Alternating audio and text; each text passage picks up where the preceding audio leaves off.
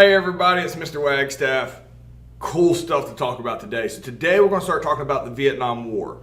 Now, I want to spend 2 lessons on the Vietnam War. And the main reason is today we have to do some backstory on the Vietnam War. There's very little cultural change more extreme in the United States than really the American culture towards war, especially the public's view towards war, than what happened with the Vietnam War. So I have to give you some backstory on what happens in Vietnam that leads to American involvement and then just the cataclysmic unpopularity of the Vietnam War and why we got into that situation.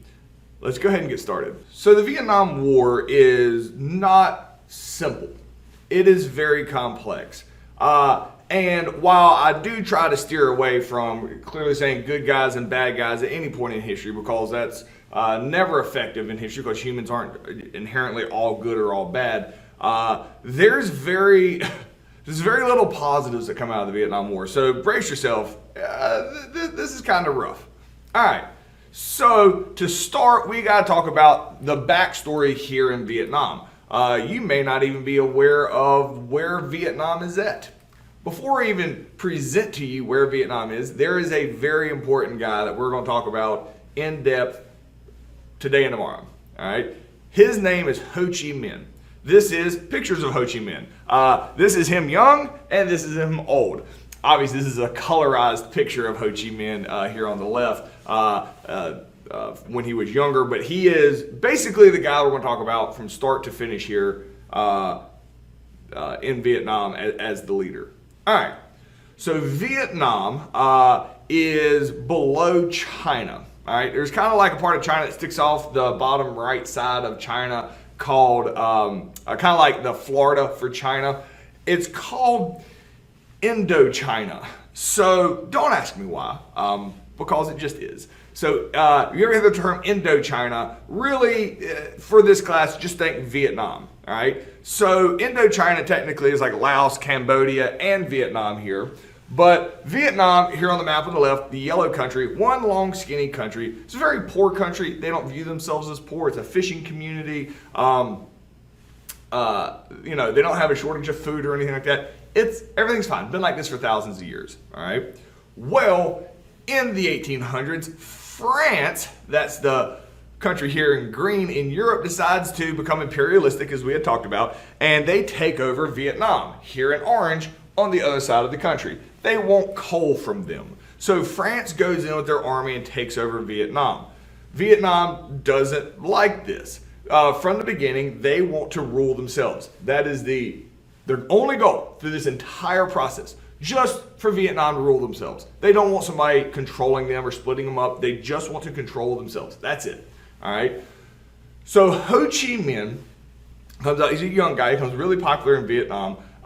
He basically is told by France that France won't leave unless he can run a government himself. So he travels actually all the way up to try to meet with Woodrow Wilson after World War I at the Treaty of Versailles in France. Woodrow Wilson's too upset being rejected by his 14 points, doesn't meet with him. So Ho Chi Minh goes and learns how to create a government from the new type of government that is just taking place in the 1920s in Russia, communism. And he learns from Vladimir Lenin on how to run a communist society. He comes back to France and says, hey, France, you guys can leave now. I know how to create a government. Well, France had just said that to get them to shut up, and they're like, no. So they kick Ho Chi Minh out of Vietnam. He has to go live in China. If he comes back in, they'll kill him. All right. Well, then it leads into the late 1930s, and World War II starts in Asia. Japan, they take over all the all the Asian countries during World War II, including Vietnam. So this is Japanese soldiers invading Vietnam. They kick out the French, and Japan controls Vietnam during World War II. Again, Vietnam wants Viet Minh, which is their vocab word they use for self-rule. They don't want somebody telling them what to do. While there's this change of control, Japan comes in. Ho Chi Minh sneaks back into the country. All right. During World War II, the Vietnamese start fighting back against the Japanese. Japanese was one of the most advanced militaries on earth. How in the world all right, can the Vietnamese with no like modern army fight back against the Japanese? Well, Ho Chi Minh, while he'd been gone, had been studying. He studied guerrilla warfare, specifically how America in 1776 defeated England by using guerrilla warfare, like hit and run tactics. So he comes back, provides his people with this information, and they actively start fighting against Japan. After Japan loses in World War II, Japan leaves. Hooray, Vietnam gets to rule itself now. Nope. America allows France to come back in to take over Vietnam, and the Vietnamese people are fight viciously this time against the French coming back in, all the way until 1954. In 1954, the French, tired of fighting, they actually get defeated at a very famous battle in Vietnamese history called the Battle of Dien Bien Phu, in which the French surrender to the Vietnamese and agree to leave. 1954, hooray, it's over, right? That Vietnam gets to rule itself. Well, here's where America gets involved. If France leaves, who takes over? It's Ho Chi Minh. Now, I do need to point out, Ho Chi Minh is well liked by his people. He's a pretty good leader. If Ho Chi Minh takes over, Vietnam becomes communist. America now can't let this happen. America has ignored this whole thing. America shows up and says, whoa, whoa, whoa, whoa, whoa. We can't let you be communist because we're afraid of this thing called the Domino Theory, which means if one country falls to communist, but then all the other ones will fall to communism, and then Russia gets stronger. Now, Ho Chi Minh is not going to be controlled by Russia. Their entire goal is to rule themselves. But America is afraid if they become communist, it just strengthens Russia. So America runs in and says, nope, can't do that. All right? Let's talk this out. Now, Ho Chi Minh, I want to give him some credit here. Usually, let me just tell you a story. So Ho Chi Minh is going to take over in Vietnam, and America comes and says, no, we don't want you to be communist. And Ho Chi Minh says, look, that's all I've studied for the last 30 years is how to be communist. If I'm in charge, we're going to be communist. And America says, do you have to be in charge? And he says, no, as long as a Vietnamese person is in charge and we can, rule ourselves, we don't care what happens. And America's like, fantastic. Okay, cool. So we have a solution to this whole thing, all right? And so America, with ideas on how East and West Berlin work out, how, basically America pumps money into the Democratic side and then makes it look great and nobody wants to be communist anymore, America decides to do the same thing here in Vietnam, and Ho Chi Minh agrees to it. It's called the Geneva Accords. The rule is, from 1954 to 1956, Vietnam is going to split in half into two separate countries, North Vietnam and South Vietnam, for only 2 years. All right? North Vietnam is going to be communist, run by Ho Chi Minh. South Vietnam is going to be a democracy run by a guy America will pick. All right? After those 2 years, North and South Vietnam will vote together on what do they want to be, all communist or all democracy, and they will join back together and be one country running itself. All right? America 100% knows we're going to pump so much money into South Vietnam, everybody's going to want to be a democracy. All right? That's what we think. So Ho Chi Minh is cool with this because no matter what happens, even if he loses the election in 1956 in 2 years, still Vietnam is united, it's Viet Minh, and nobody's controlling them. This seems to be a win-win for everybody. All right? So the question here is, explain how Vietnam's struggle for self-rule, Viet Minh, led to America getting involved in 1954 with the Geneva Accords. So pause me, answer that completely. We're moving on.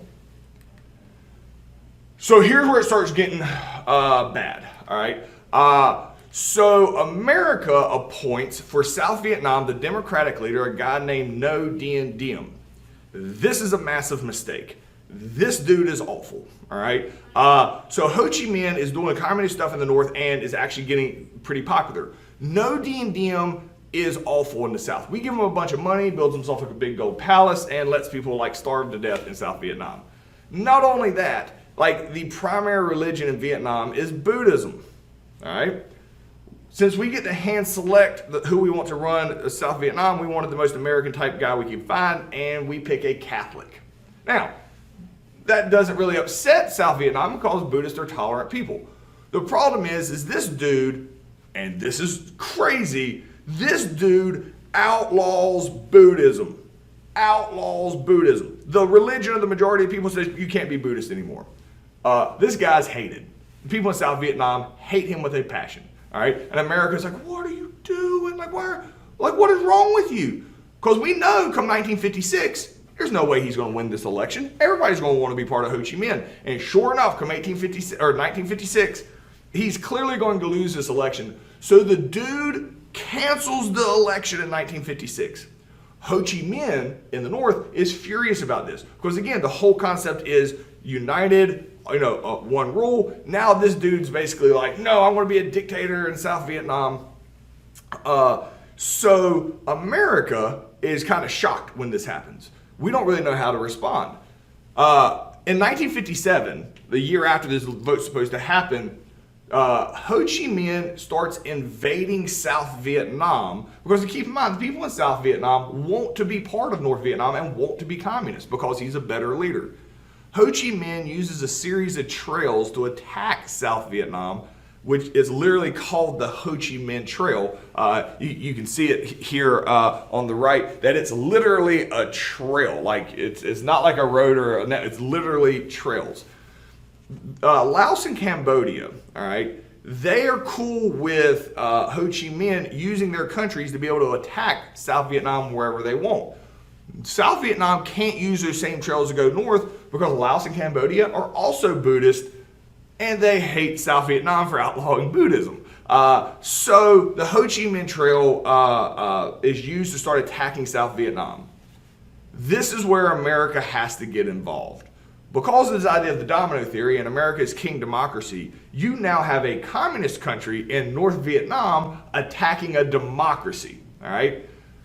When I talk about how unpopular the leader is in South Vietnam by the Vietnamese people, this is, I'm not going to show you the final slide. They're like, oh, this is, these are monks, Buddhist monks. What is happening here is this monk that is sitting down, this is in the middle of a road in the middle of a city. He is protesting no D&Diem. They are not pouring water on him. They are pouring gasoline on him. When they get done pouring gasoline on him, they're going to walk away. And he is going to strike a match, and he is going to burn himself to death here in the middle of the street, sit there perfectly motionless, and burn himself to death and protest the no D&Diem as everybody watches on. This is horrifying to the rest of the world, but this is a protest against no D&Diem. This dude is extremely hated. So America, when we show up to help defend South Vietnam, this dude's awful. No D&Diem is like the worst thing ever. So America, being a superpower at the time and feeling like we're above the law, we just have him assassinated. We kill no D&Diem. All right?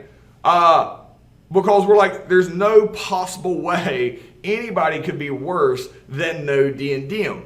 So we kill no D&Diem thinking this will make the South Vietnamese people happy. And then we're like, all right, who wants to be the leader? And like the South Vietnamese people are like, no, we don't need a leader. We just want to be part of Ho Chi Minh and North Vietnam. That's our boy. Well, America can't let communism grow because that's the domino theory. So America's like, no. Democracy is good. All right? So America, with no leadership, basically now owns South Vietnam and actively is going to try to prevent South Vietnam from becoming communist. So we're going to start pumping troops into South Vietnam to save South Vietnam from what they actually want, which is to become communist. So we're going to defend South Vietnam from communism when South Vietnam actually wants to become communist. So the question here is, why did America decide to replace no D&Diem? That's not a typo. No D&Diem, his first name, or his surname, the first name you say, is NGO, the G's just silent, is no D&Diem. And why did this make the situation worse in South Vietnam for the eyes of America? Like when we took him out, why did this just get worse in South Vietnam? Like, oh my gosh. All right, so pause me, answer that completely, and we're moving on. So, this gets wild. All right. So America realizes real early on when we start sending some troops over there to help out South Vietnam, the goal is to send over a small amount of troops. Like the American public doesn't even know about this still at this point. Nobody cares, all right? We're going to try to train the South Vietnamese army to fight against North Vietnam. Now, here's the problem throughout the entire war for America when America gets over here. So Vietnam has become an expert in guerrilla warfare. When the North Vietnamese army invades South Vietnam, America does well against them. These are people wearing uniforms. The big issue that America has is going to be the Viet Cong, all right, which are South Vietnamese citizens who do not, basically South Vietnamese citizens who support Ho Chi Minh and do not want to be controlled by America or any outside force other than Ho Chi Minh, and will actively fight against, South Vietnam continuing to be its own country. So you don't really know if these are people you're supposed to defend or if these are people that are enemies. Then that causes a real concern here when America starts getting involved. Well, the original goal was just to send over some like special forces guys who will train the South Vietnamese army to defend South Vietnam from North Vietnam. The problem is the South Vietnamese army is trash because the Viet Cong keep joining the army just to sabotage the army from the inside. So they're like, crap, we need to send more troops over to Vietnam. Like we need to like bring back the draft to send troops over to Vietnam to keep this from happening because America's basically going to have to do all this work ourselves. Well, American people are never going to support just a random war out of nowhere. The only way that this is going to work is if America gets attacked by North Vietnam. I say that laughingly. North Vietnam is not going to attack America. But if they did, America would be like, oh, we got attacked by a communist country. Let's go to war. So America, knowing North Vietnam is not going to attack us, we're going to try to poke them with a stick and see if they will attack us to give us an excuse to get involved with our military. So we send this ship right here. This is the USS Maddox. We're going to send this into North Vietnamese waters, all right, in an area called the Tonkan Gulf. We need North Vietnam to attack us. We claim, this is the best way of teaching this, we claim that 2 gunboats, which are basically like fishing boats with like an M60, that is all the Navy the North Vietnam has, they're not like a rich modern country, came out and shot at this battleship and then took off. All right, and that we were attacked by North Vietnam. We will find out later this is all make-believe and that never actually happened. We were never actually attacked. We just lied about it, and we go on national TV, and this is Robert McNamara, who you don't really need to know for a survey class. He's kind of the mastermind here politically behind what's going to happen in Vietnam under Lyndon B. Johnson, the president.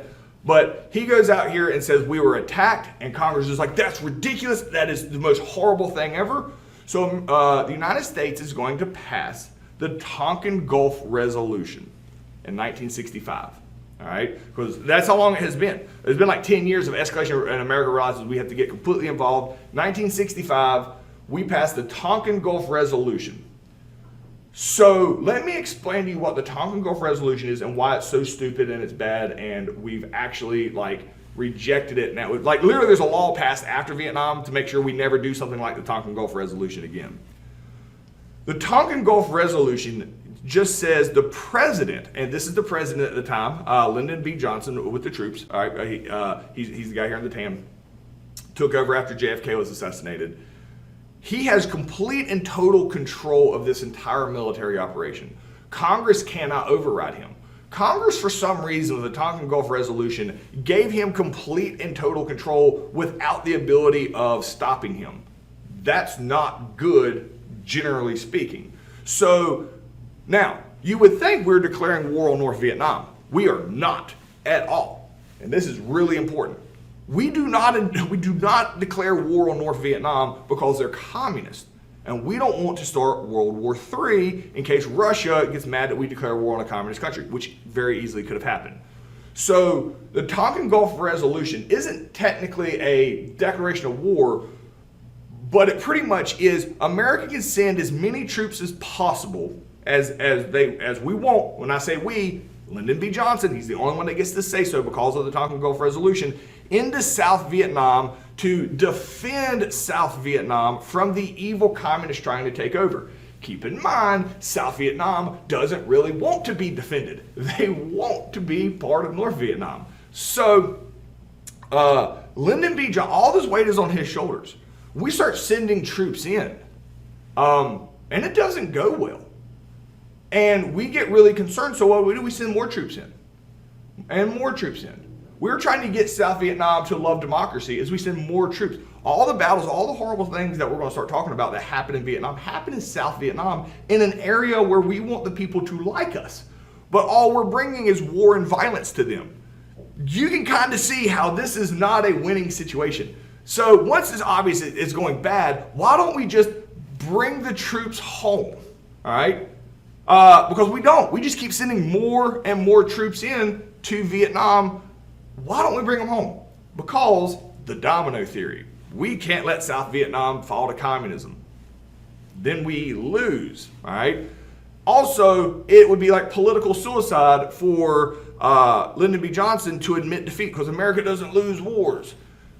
So it's a really weird situation. We keep sending troops into South Vietnam to try to get them to like democracy by shooting communists, which are literally the people that are in South Vietnam. I'm hoping you're understanding how this is like an unwinnable situation from the get-go, because it is. So the question here is, explain why the Tonkin Gulf Resolution was a bad decision and was later repealed after Vietnam by the War Powers Act. So the War Powers Act is going to come out after Vietnam is over, which basically says, okay, can never do Tonkin Gulf again.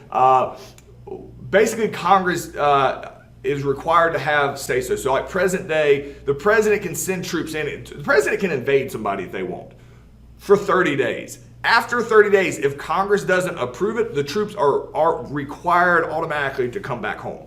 So that wasn't in place at the time, and Congress couldn't tell the president what he could or couldn't do because they had given him all the power. So pause me, answer that completely, and we're moving on. All right. So the commander in Vietnam is a guy named General William Westmoreland, which you've never heard of, and the reason you've never heard of him is because this is a war that we lost. Had we won this war, he had a good shot of probably being president, all right? But let's talk about what the experience was for these troops on the ground and why it was going bad and why we kept sending more troops in. To start with, this is the North Vietnamese army. They're from North Vietnam. They come down the Ho Chi Minh Trail. They attack at different locations. Whenever America has to fight the North Vietnamese army with our modern military, we did really well. Like the kill-death ratio is something like 15-1 in Vietnam. Like for every American soldier that is killed, America kills 15 Vietnamese combatants, and we classified everybody as combatants. And we're still clearly going to lose this war, spoiler alert, because war is not team deathmatch. But whenever America had to fight against the North Vietnamese army, we were relatively successful, right? They come up, they're in uniform, we know who the bad guys is, we kind of have an idea what their strategy is going to be. We were successful against the North Vietnamese army. Who America struggled with was the Viet Cong. This is just a picture of a guy that's a Viet Cong. These are just South Vietnamese citizens who is like in the Revolutionary War, because Ho Chi Minh supports these guys. Like in the Revolutionary War, America had the Minutemen. This is the Vietnamese version of that. They are farmers by day, and then by night or whenever they will go carry out attacks against American soldiers. They'll be your best friend during the day. Oh, I don't know where everybody. Oh, that's so crazy. And then when everybody goes to sleep, Viet Cong go toss a grenade in soldier's tent. Because keep in mind, the soldiers have to live among the people here because they're protecting them from the communists, not knowing who the Viet Cong is and who isn't. So it makes it really, really tough to know who you can trust and who you can't. So it leads to a whole lot of really touchy situations and not a lot of trust among the Vietnamese people and the American soldiers. The Viet Cong, we really struggled to catch them. in large part because they had these entire intricate networks of underground tunnels that the Viet Cong could live in, and so that they could attack at all different places and then go down these little tunnels that Americans couldn't follow because they had all these booby traps and things like that. And it's really not until after the war we had any idea of the extent of these tunnels. We thought they were just going in a little hole in the ground like a mole rat, and we'd throw a grenade in there, blow it up, like, oh, we got them. We had no idea there's like whole underground cities. And even once we started getting an idea of it, we didn't realize our bombs from our planes weren't actually getting to it. So let's talk about some of the weapons America uses and why, again, this is going to be very unpopular. America needs to win. We realize that South Vietnamese people don't like us. Okay, so we need to win the hearts and minds of the South Vietnamese people. They gotta like democracy. That's really hard to do when we use stuff like napalm. All right, so if we find villages that are Viet Cong villages, we just annihilate the village. All right, everybody that's in it, and we'll fly over and we drop napalm over. We think there's a Viet Cong area, we'll drop napalm.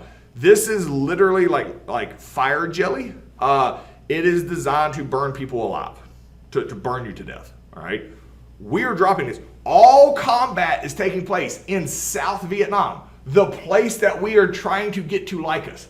Napalm isn't going to help. Another thing that we do, come back to that picture in a second, is we use this stuff called Agent Orange. It's this chemical that we would drop on forests that we think Viet Cong are hiding in, and when we would drop it on the forest, it's like we'd be gone on crack, and it disintegrates the forest to eliminate coverage for the Viet Cong or anybody else, and then the troops go right into it. The chemicals from this cause wild health problems. Cancers, liver failure, kidney failure. Just the soldiers, tons of them are going to die. Tons and tons and tons of them are going to die from, over time, years later, from horrible stuff that they've breathed in from the Agent Orange. And the United States government doesn't even admit until long after most of these men are dead, when they get back, that Agent Orange actually caused any of these problems. What makes it even worse is the birth defects that come out from this. Not just with the soldiers, the South Vietnamese people, kids born with no eyes, and just, it's just horrific. We are dropping Agent Orange, again, on South Vietnam, the country we're trying to get to like us. We are not winning the hearts and minds. Another thing that we do is the Marines have to go on these search and destroy missions. They are searching for Viet Cong villages. Again, how do you tell who's Viet Cong and who's a friendly? You have no idea. But and these are people that are drafted. I want to point that out. They are drafted. They didn't want to be here. They're drafted. They're 18 years old. All right. They went to 3 months of boot camp. They're right out of high school. You get sent to Vietnam. You have to walk through a town and figure out, are these people trying to kill you or are they friendly? You've had all this trauma happening to you, all right? And at 18 years old, you have to make that decision. If you decide that that town is Viet Cong, and like in this picture, they just burn the entire village to the ground, all right? Not surprisingly, this is not winning the hearts and minds. This picture, I think, is a powerful picture. These are South Vietnamese women and children. They are terrified, because Americans just walked into their village. They're not Viet Cong, but they are terrified of the American soldiers because they know what has been happening around their country. This is not winning the hearts and minds. So it just keeps getting worse and worse. So America sends more and more troops to South Vietnam, and it just makes the situation worse and worse. Now, this is not wildly uncommon, the crazy stuff that's happening. This happens in a lot of wars.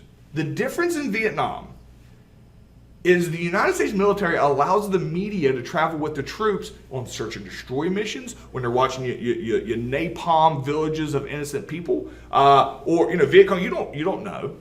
There's a lot of mistakes made because you're 18 years old. You're just trying to survive. You were drafted, and everything gets videoed. And there were no restrictions at the time, so all these atrocities that would happen in South Vietnam get put on the evening news. When they get put on the evening news, the entire country sees it. The American people are horrified by this war and cannot believe the atrocities that American soldiers, keep in mind that they were drafted, they didn't choose to do this, are committing, and the American public is horrified by this war because what are we doing and why are we here? All right, so the question here is, why was the use of napalm, Agent Orange, and search and destroy missions, how did that hurt the American desire to win the hearts and minds of the South Vietnamese population? Like, how did that prevent us from gaining the trust of the South Vietnamese people?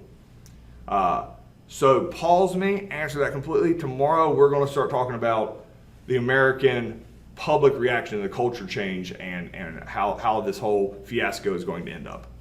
So that's what I got for you guys today. Answer that completely. See you guys tomorrow.